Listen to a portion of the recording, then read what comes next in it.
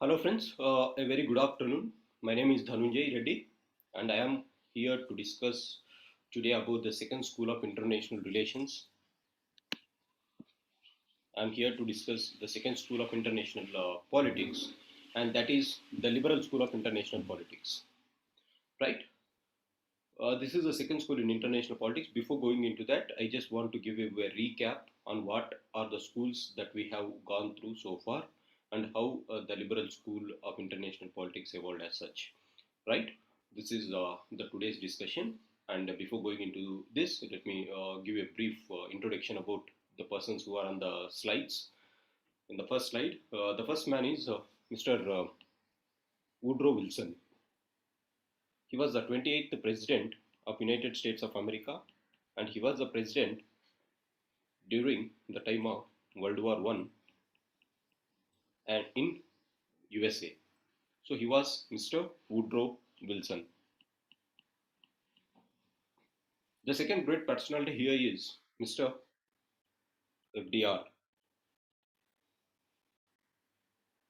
Franklin Delano Roosevelt, or Franklin Roosevelt. He was the 32nd president of USA, and he was the president of USA at the time of Second World War.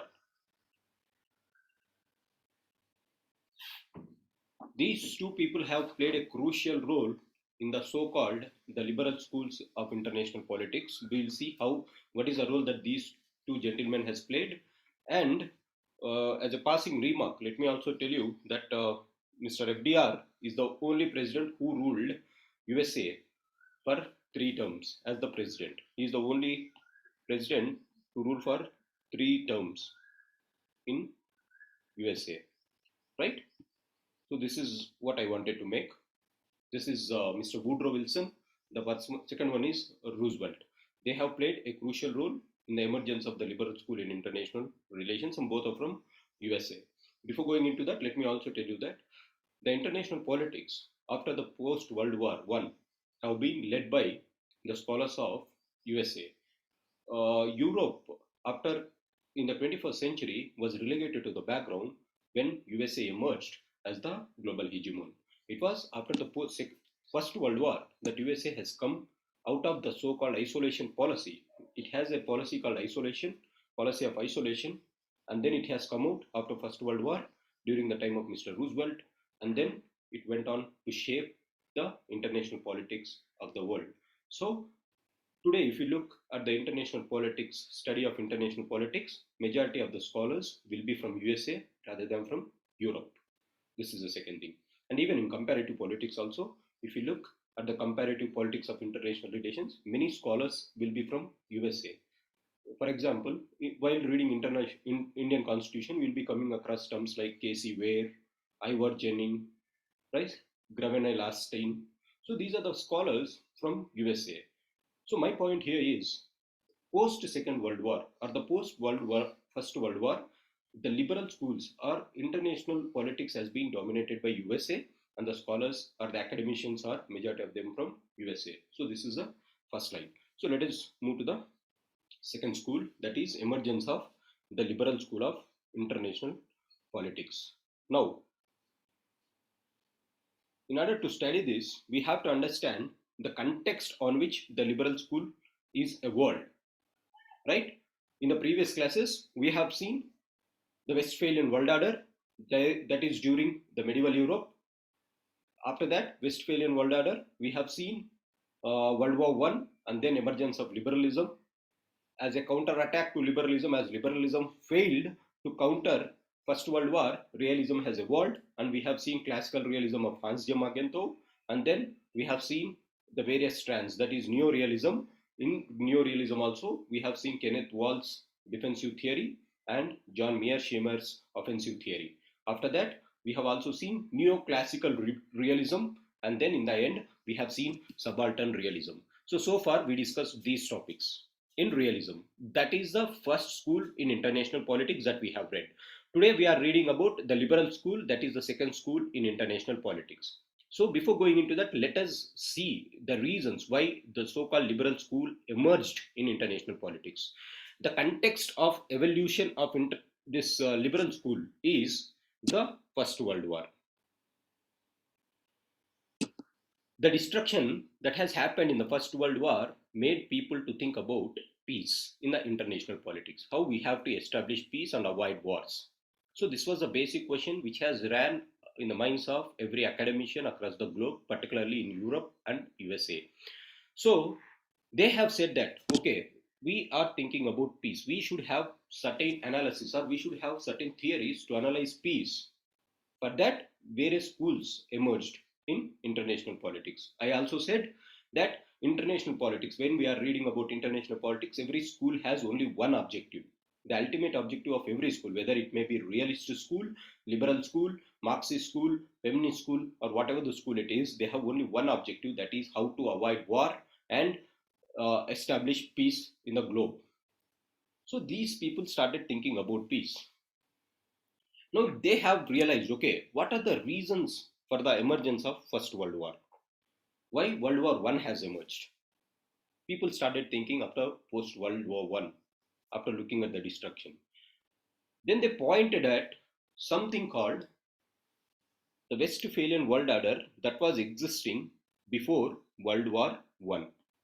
Before World War One, in the world, we have Westphalian world order. They have said this is the failure of Westphalian world order that has led to World War One. In my first lecture, I have discussed what is this Westphalian world order. We have started with what is order, what is world order, what is old world order, what is new world order, what is Westphalian world order.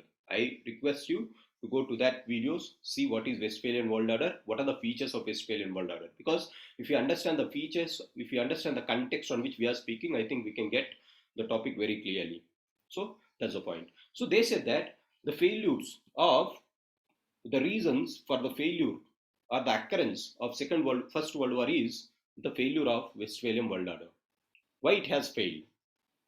Westphalian world order, as we read already, it is a war-prone world order. Why it is war-prone? Because Westphalian world order believes that states are sovereign.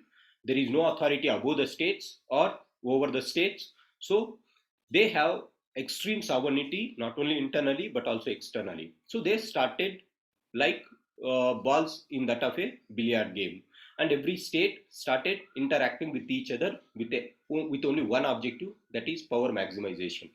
So during this time, during this Westphalian world order, the world order was characterized by forming of alliances and counter alliances, which is a basic feature of balance of power. So balance of power was the order of Westphalian world order. What is this balance of power? If my power is going to get increased, the other countries are going to form an alliance and then they are going to wage a war on me. So this is a war-prone game. The Westphalian world order is a war-prone game because it was characterized by the so-called world balance of power. The fundamental principle is balance of power. Balance of power, as we know, it leads to arms race and it leads to alliances and counter alliance formation.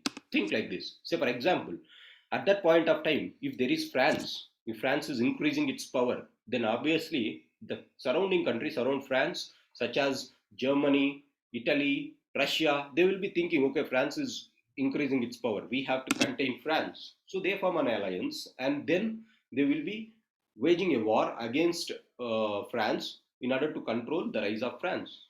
So balancing of power always leads to arms race and it is leading to alliance formation. And that is a reason which is leading to war. Right? So this is the reason why World War I has occurred. So we have to, if you want to establish peace, you change or you substitute the so-called Westphalian world order. The moment you substitute this and bring a new world order, then definitely that might contribute to everlasting peace in world international politics. So that was the basic agenda or basic context on which the liberal school emerged. As a response for this substitution of this policy, the first school has emerged. That is, from USA, there is one man, as I just said, Woodrow Wilson. He gave the concept of New World Order. This is in place of the old Westphalian world order. You replace this Westphalian world order, we have certain problems in this. Go with new world order. This new world order is known as the liberal world order. The other name of new world order is liberal world order. The concept of new world order as such was given by Woodrow Wilson. Woodrow Wilson, while addressing the US Congress, he has given 14-point speech. In that 14 points, I have given 5 to 6 points which are very necessary to understand. No need to have an understanding of all the 14. Just have a look. What are those 14 points? I have given some points here. One is, he said, Westphalian world order is because going around balance of power. We should not go against balance of power. We should ensure collective security. So collective security is an opposite of balance of power, where rather than forming alliances, everyone will be collective and then they will be establishing the order or peace in the country, in the globe. Next, this resulted in the establishment of the League of Nations after the First World War. So League of Nations were established after World War I as a result of this person's 14 points, in response to this person's 14 points. And then he said, we have to establish League of Nations, we have to promote democracy, we have to promote free trade, we have to promote navigation. Woodrow Wilson in his Congress said that if you promote democracy, then nations will not be ready to wage war. Why? Because in democracy, people will be having the ultimate authority. People will resist the state if it is going to wage war. So it acts as a incentive to establish peace. People will be looking after peace rather than the state or warmongering states. So you promote democracy across the globe, then it can lead to peace. And then there was one more concept called promotion of free trade. If you promote free trade between across the nations, then definitely as economic interests lies in free trade, obviously states will deter from going to wars. This was the concept which Woodrow Wilson has given. And then there is one more concept of freedom of navigation. If you want free trade, you have to open your seas, you have to open your maritime securities, you have to open your maritime boundaries. So go for freedom of navigation. The moment you do all this, then we call it as the new liberal world order. Liberal world order. There is no limits, right? That is the thing. So Woodrow Wilson in his 14-point speech gave certain essentialities which are required for the new world order. As a result, in the globe, we started shifting from the Westphalian world order to the new world order. And this new world order is called the liberal world order. This is how the school emerged. The other names of liberal world order are, there are other names. One is, as we have seen, the new world order, right? Why new world order? In the old, it was Westphalian. Now he has come out with a topic called new world order. The term was coined by Woodrow Wilson in his 14-point speech to the US Congress. It is also known as rule-based world order. Rule-based. This world order has to be followed by rules. That was the thing which Mr. President said. You have to follow rules. Who makes rules? The statesmen across the globe makes rules. If it was Nehru, then Nehru will be invited. If it was Roosevelt, Roosevelt was invited. If it was Churchill, Churchill will be invited. So everyone will be coming onto the frame and then they will be discussing certain rules. Okay, we have to play the game in this way, through these rules. So statesmen across the globe will come and they establish the rules. Where they make in the international organizations. They don't make just in their respective countries. They come to a platform of international organizations and then they sit there. They will have everything. They will discuss what are the rules that they have to follow. So they make, in international organizations, they take decisions to make rules. The moment they make rules, then every state has to follow that rules. So the new world order is also known as the rule-based world order. This school is also known as liberal institutionalism. Institutionalism. Because during this phase of international politics, institutions started coming across the globe. right? What are those institutions? These international organizations where people come and discuss. They are internal institutions. Say, for example, League of Nations is one institution. So institutions are being established. So Woodrow Wilson said, building institutions can convert the jungles into zoo. What is jungle? During Westphalian world order, there used to be anarchy. Anarchy was the concept of jungles. If you bring rules and institutions, then automatically this jungle is going to be converted to zoo. At least, if you are not able to eliminate the anarchy, at least you can tame anarchy, right? This is what we do in jungles. We can tame anarchy and ensure that anarchy is not resulting into wars. So that was the reason why institutions were established. This is also known as liberal internationalism. This school was also known as liberal internationalism because every country is going to come, sit, discuss, and then they are going to follow certain rules. So the other names of liberal world order are the New World Order, rule-based world order, liberal institutionalism because institutions are being established, and liberal internationalism. Why this institutionalism? I just said Woodrow Wilson believed that building of institutions can convert the jungles into zoos so that if we are unable to eliminate anarchy, at least we can tame anarchy, right? That is the concept behind establishment of institutions. So the fundamental problem of international politics in Westphalian world order is anarchy, that is the absence of centralized authority, right? Every state is sovereign in Westphalian world order. There is no authority which has more powers than the state, respective state. As a result, every state is at war with other state, right? The absence of centralized authority is the common problem in Westphalian world order, and that is the reason which has led to First World War. So you have to have certain institutions which can bring these centralized authorities, which can frame the rules and ask the states to follow those rules, right? This is what the context is. It can be contained by establishing institutions. Anarchy can be contained by establishing institutions such as League of Nations, just we discussed.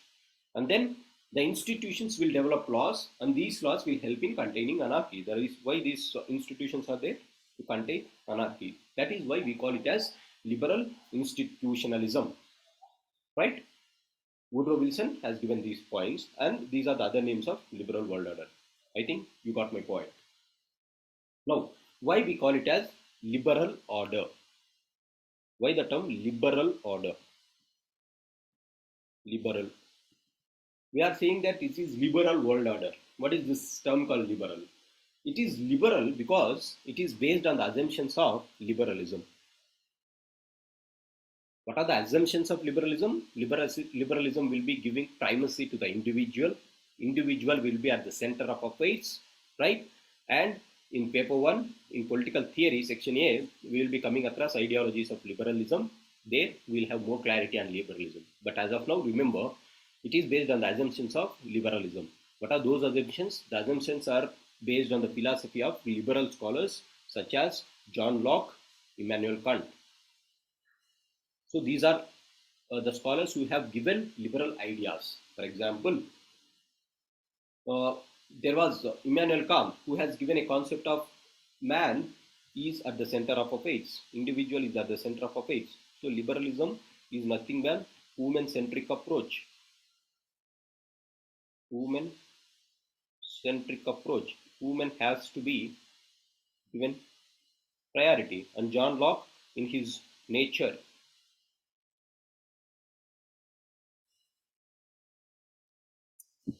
in his human nature, John Locke has said that individuals always seek for peace. They are very rational animals. Unlike Hobbes, who said that man is irrational, Locke has changed his human nature concept and said that no, individuals are rational, they are peace loving.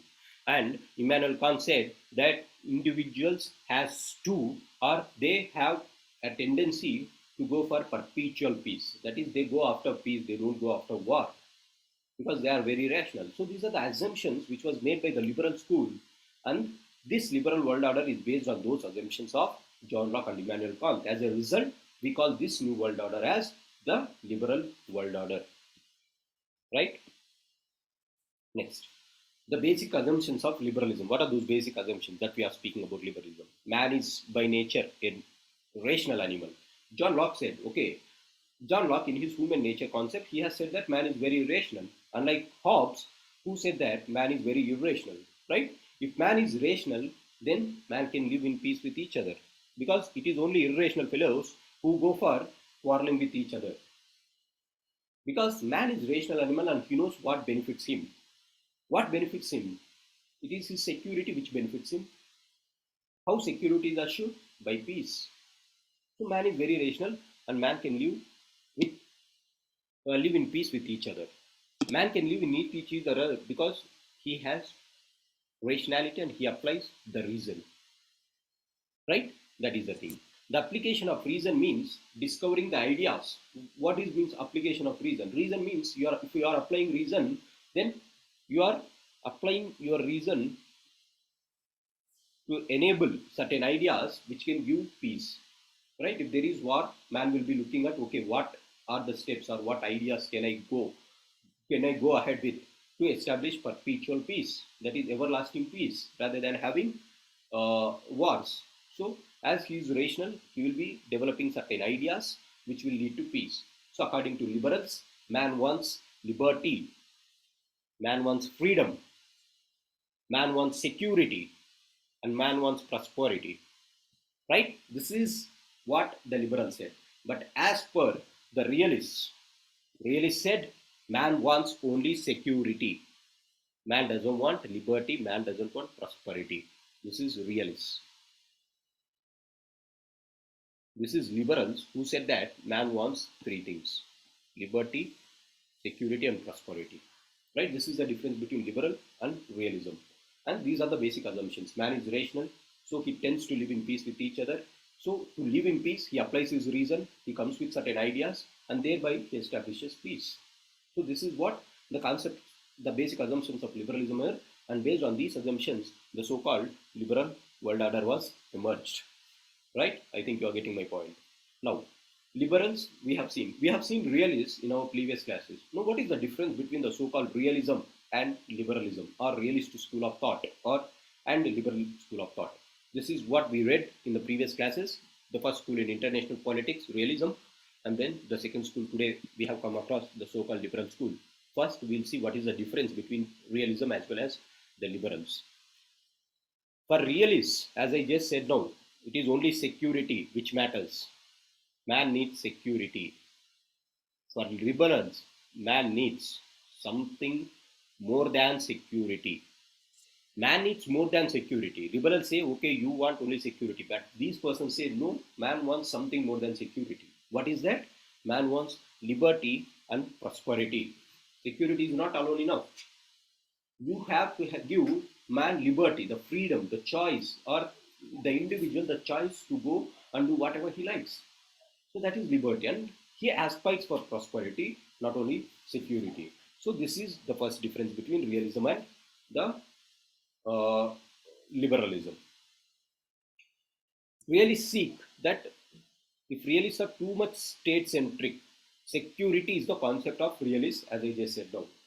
The state seeks security, so they give most primacy to the state-centric view. State is the concept. State is the actor which is playing. So if you have come across my realist school of thoughts class, then definitely in that class we have come across this thing called there is no other actors for realists except from state. So that is why realism is also called as statism.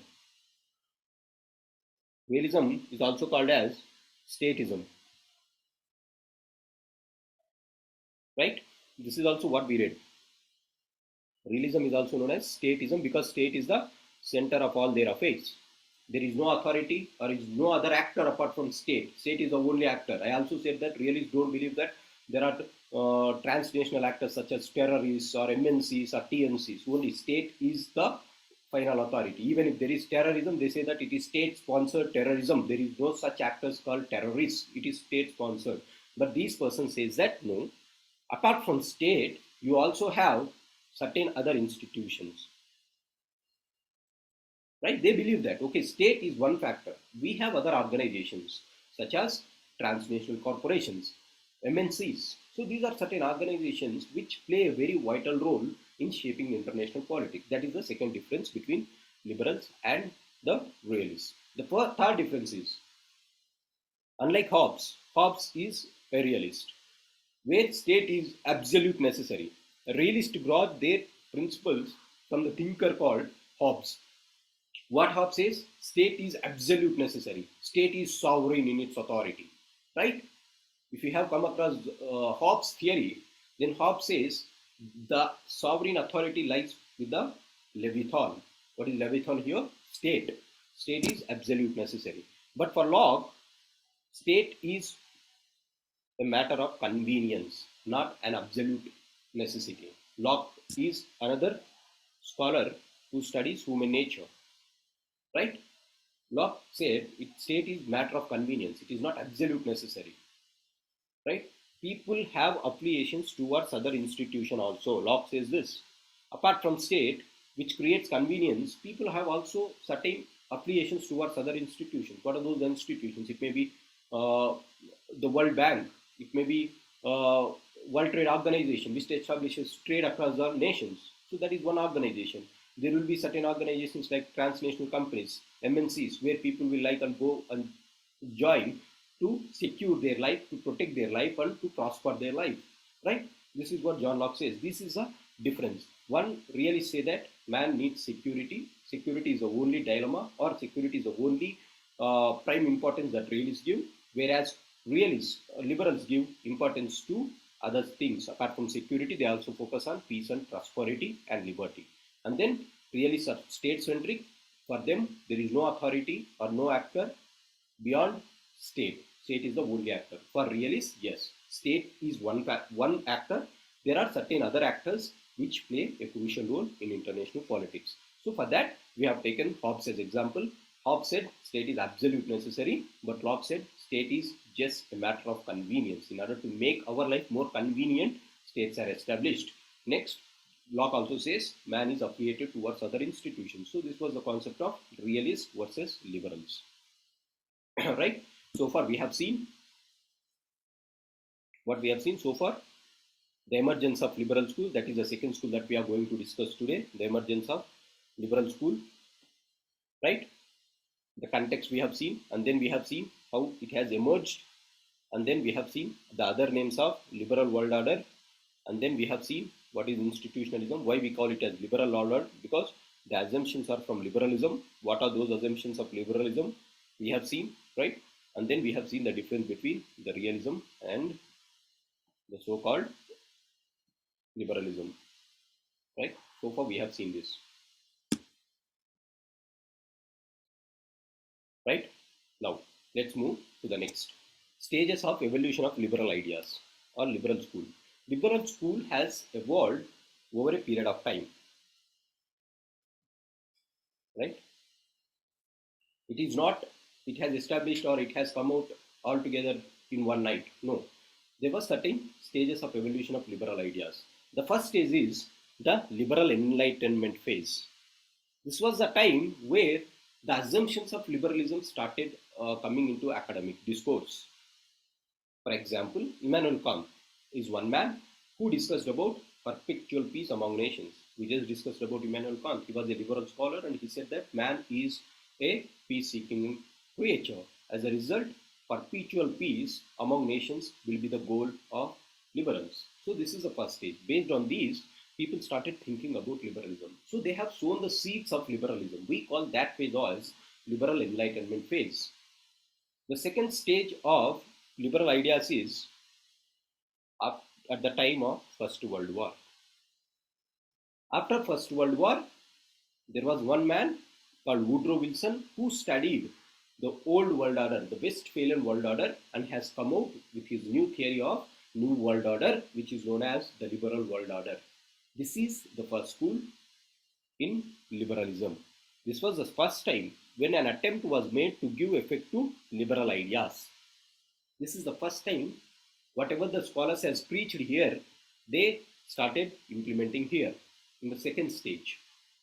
So this is the first time that an attempt was made to give effect to liberal ideas in form of institutions. However, as we have seen, the entire project failed and realists call them utopians. Who is that scholar who called them as utopians? We have studied in realism. This is Mr. E.H. Carr, the classical realist who called the liberals as utopians. Why he called utopians? Because the entire project of establishing peace has failed. Woodrow Wilson came and said, okay, we should have international institutions, we have established a League of Nations. But what happened in the end? In 1919, if they have established this liberal school, by 1939, there was the Second World War. Within 20 years, your theory was proved wrong. From that, this school, that is realist school, emerged, right? E.H. Carr criticized the liberals as utopians. You are speaking about utopian ideas. No, they don't work in international politics. Come up with some concrete evidences and facts to avoid wars. So this is a concept which was said by E.H. Carr, and they called them as utopians. As a result, the second stage, or the concept of Woodrow Wilson, failed to contain World War I. So liberal school started relegating background and realist school started coming forward. Now, in the third stage, this is after the Second World War, a new branch in liberalism emerged, and that is the neoliberal school. This is after the Second World War, during the times of 1949. After the Second World War, neoliberalism has emerged, and this can be contributed. This is 1939. It can be contributed to President Roosevelt, who was instrumental in establishing the United Nations organization. League of Nations failed.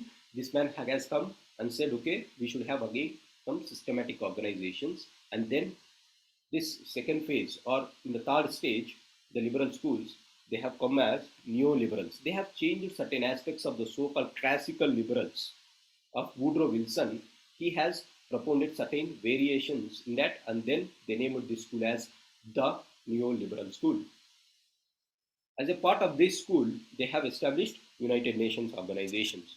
Apart from that United Nations organization, we also see the establishment of certain institutions such as Bretton Woods system.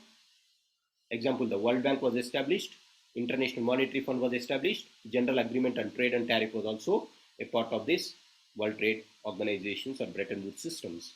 Right? These are the new organizations which emerged after the Second World War during the neoliberal phase. And this phase has given a new lease of life to liberalism. Otherwise, liberalism was dead. With the Second World War, liberals proved to be dead by E.H. Carr. So you are dead and you are no more relevant. But Roosevelt has come and made it alive with the so-called concept of this. He has tweaked certain aspects in liberalism and came out with the so-called neoliberal school and established these organizations, and he has made the dead liberalism to come to life again. So neoliberal school has emerged after the Second World War. Now, what is the difference between the old liberalism of Woodrow Wilson, that is classical or old liberalism, and the contemporary or neo-realism of Woodrow Wilson? We are just discussing that the classical liberalism failed. Why it failed? What are the reasons why it failed? The reason is they were very, very idealistic. As a result, E.H. Carr called them, you are utopians, you are very ideal persons. Your knowledge doesn't work in the field. Right? They were very idealistic. And they believed that there can be fundamental changes in international politics. Fundamental changes. What is this? I have established League of Nations, and from tomorrow every state will be changing their nature, coming and discussing. So they thought that that radical transformation can be brought and in the fundamentals of the foreign policies of every country. So they were very idealistic. We established a League of Nations and very fundamental changes can be very possible within a very short span of time, and they can be happened in overnight. No, that doesn't happen. As a result, Second World War was emerged. States failed to agree on the terms of League of Nations. So then there emerged a challenge of realism for this classical liberalism. Right? As a result, neoliberals has come and they said, okay, you are too idealistic. That is why you failed. Let us be more pragmatic or practical. And let us also Recognize the features of realism. Don't think that realism is an opposite school. There are certain aspects which we have to agree with realists. This neoliberals said to themselves, okay, we have to accept certain basic facts of realism.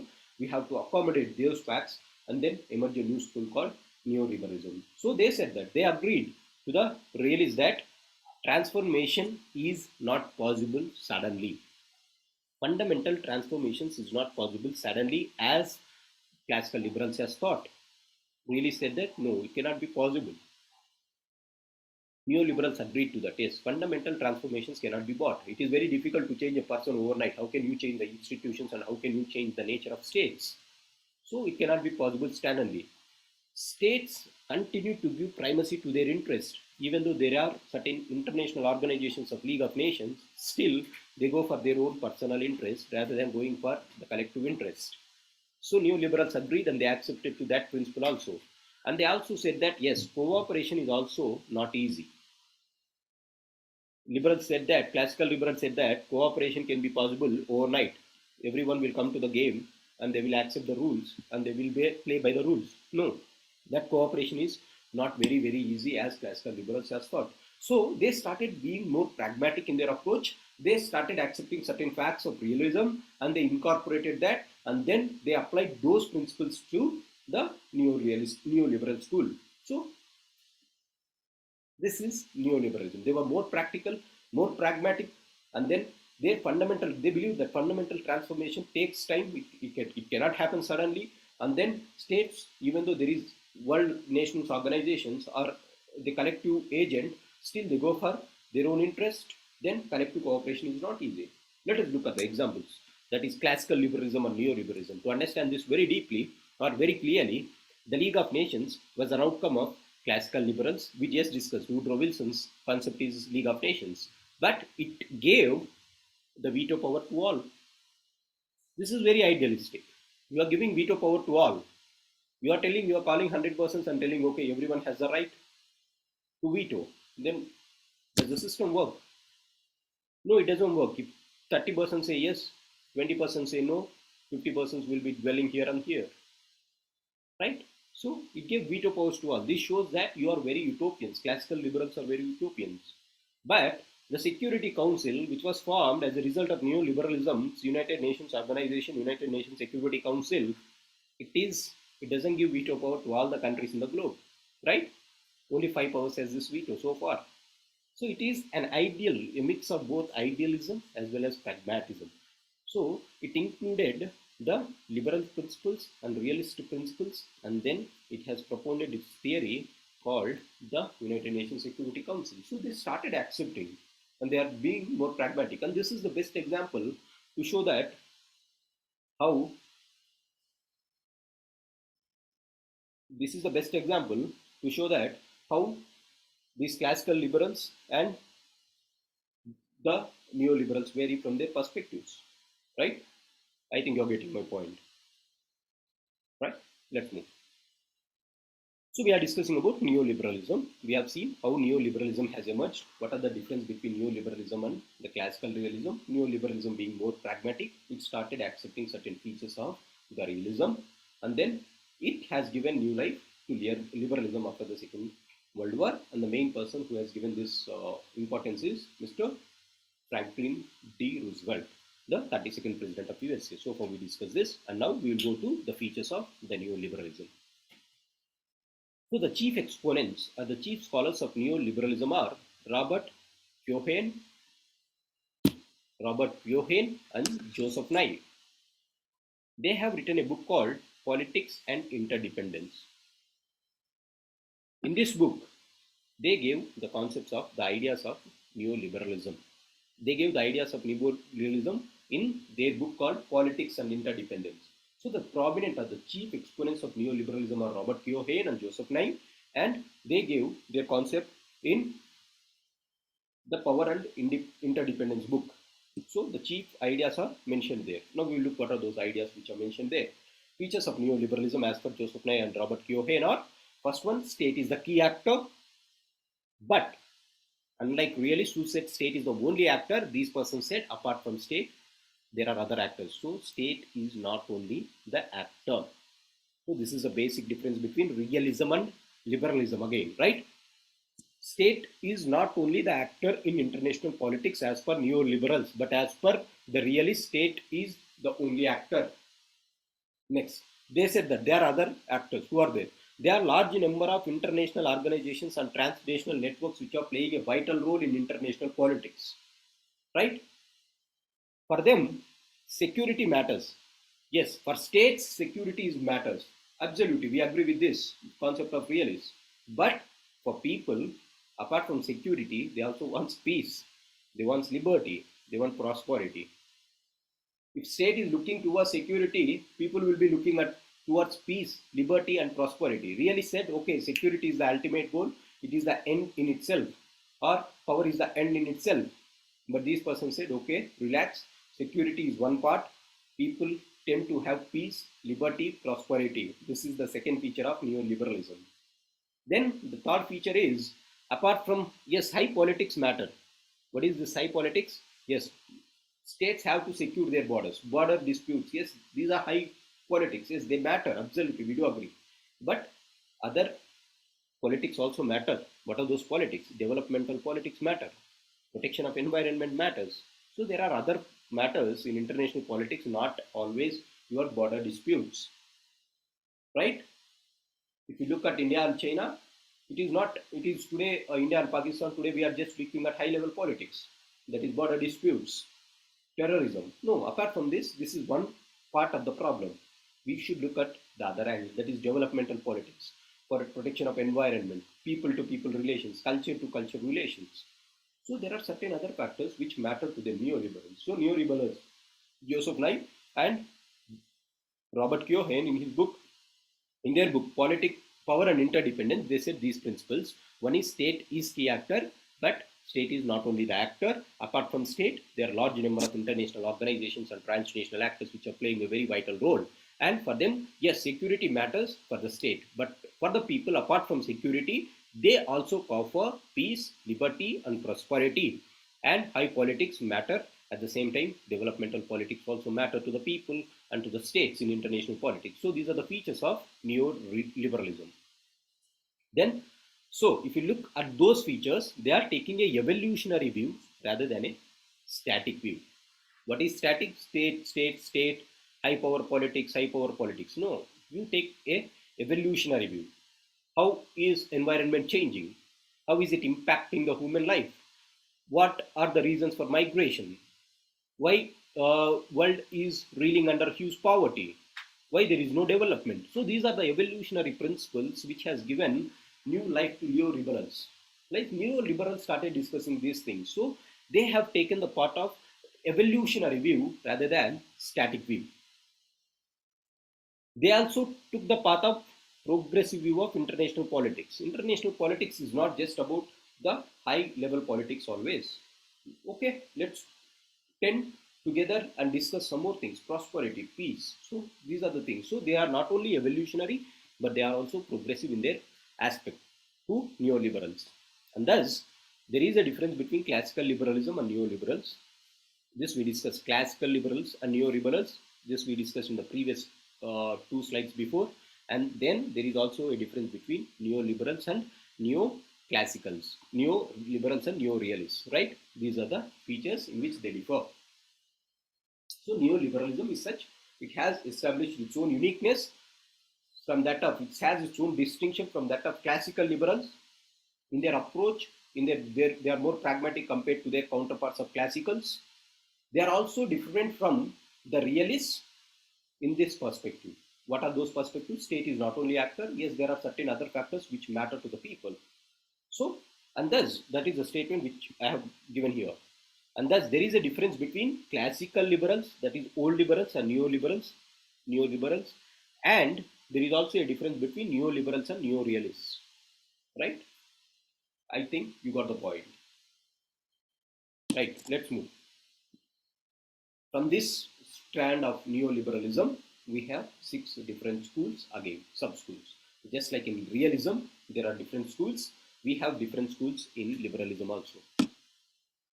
How these different schools emerged? Based on the ideas which the liberals proposed to establish peace, and the various ideas to establish peace, liberalism was subclassified into 6 schools. How these 6 schools were classified? Based on the ideas to establish peace. Some said that, okay, you go for institutionalism. Some said that you go for economic interdependence. Some said that you go for sociological liberalism, people to people relations. Then you can establish peace. Some said that go for some functionalism approach. We look at these 6 schools in detail. Some said that democratic peace theory has to be established across the globe so that we can establish peace. And then some said that, okay, you don't just depend on economic interdependence, depend on complex interdependence like globalization. So every scholar has given their aspect to or their ideas to peace. As a result, all those classifications have given rise to 6 new schools in neoliberalism or liberalism. So this is what the schools has emerged. That is liberal institutionalism, 6 schools. We study each school in detail in the coming classes. For now, these are the things that I wanted to teach. So far, thank you. So far, what we discussed today, if you look what we discussed, the first thing is the second school in international politics, that is the liberal school. We have seen the emergence of this school. We have seen the context on which it was emerged. The context is, as we discussed, it is the failure of the Westphalian world order. And again, we discussed who are the proponents, Mr. Woodrow Wilson, and then how this League of Nations was emerged. How this liberal school emerged in 3 phases. One is during the ideal phase, that is Immanuel Kant, who proposed or who set the basic views of liberalism, and then the second phase where these ideas were put into practice, that is after First World War. And after First World War, this school lost its relevance. That is the classical liberalism, we call this. Classical liberals. Realists blamed these persons as utopians. As a result, the second school emerged, and that is the neoliberalism. Neoliberalism, we've seen how neoliberalism is different from classical liberalism, and we also seen how neoliberalism is different from the so-called realists. Right? This is a difference, and then we have seen the 6 schools in neoliberalism. Right? I think this is very clear to you what we discussed so far. From tomorrow or from next video, we'll be looking at what are the sub-schools, what are the different schools of liberalism. We'll study each and everything in detail, and from the perspective of UPSC. Again, not from the perspective to gain that much knowledge. Rather, my focus will be on UPSC questions and how questions are being framed from these schools. So we'll be giving priority based on the priority of UPSC. Right? These are the 6 schools. So I think it is very clear. Tomorrow, in the next video, we'll be looking at these 6 schools. Till then, I'll take a leave. Thank you for giving me this opportunity. Have a good day.